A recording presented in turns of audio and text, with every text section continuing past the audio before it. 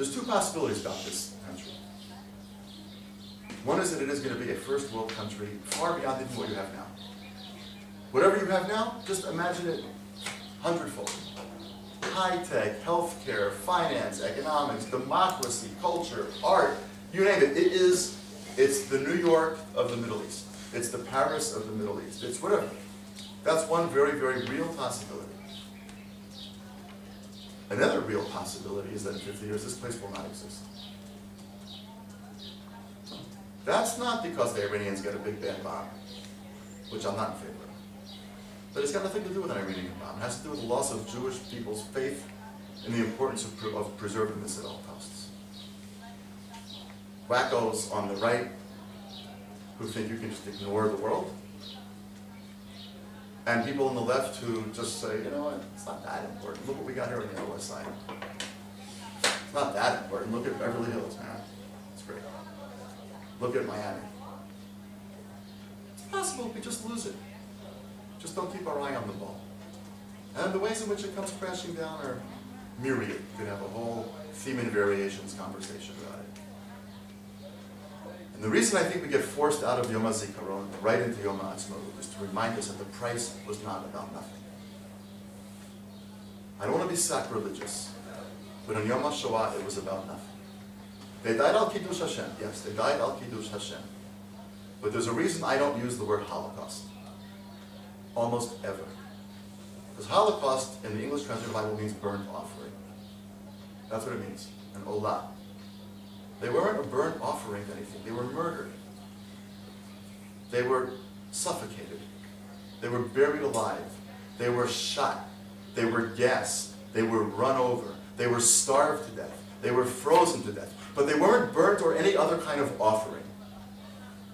It was beyond Kiddush Hashem for some. Some didn't believe in that Hashem. It was just a complete and utter genocidal horror. What we recognize tonight and tomorrow is not a waste. It is the unbearable price tag of what we celebrate tomorrow night and Thursday. What we celebrate tomorrow night and Thursday is not the recreation of the Jewish state. What we celebrate tomorrow night and Thursday, I believe, is the recreation of the Jewish people. The fact that there are people all over this country who speak a language that 150 years ago, nobody spoke. Gordis or Tamir Sfarim, and aside from seeing Micha's many excellent copies of his books there, you will also see hundreds of other linear feet of books in a language that 150 years ago, literally nobody wrote. Nobody read. Nobody spoke. 70, 80 years ago, the idea that Jews would become mediocre teachers but first-class fighters would have been a joke. The former is a problem, the latter is an extraordinary accomplishment. We've given new birth to the Jewish people. We've brought it back from the precipice. That's what Yom HaAtzmaut is about. Yom HaZikaron is the reminder that it comes at an unbearably prolific price. And the reason we have to go from Yom HaZikaron right to Yom HaAtzmaut is to remind us that these two are inextricably connected. Unlike Yom HaShoah, after which there's nothing to celebrate, after Yom HaZikaron, there is. And you can't have Yom HaAtzmaut just by itself, because you can't celebrate the recreation of this country if you don't keep in mind the price tag that tragically is not over, but that still continues. But that, Odlo Avdat Tikvatenu, literally you cannot ever let hope be completely abandoned.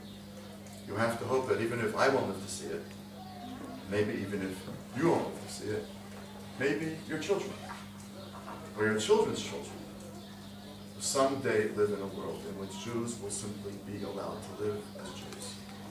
And the world will not find that terribly interesting.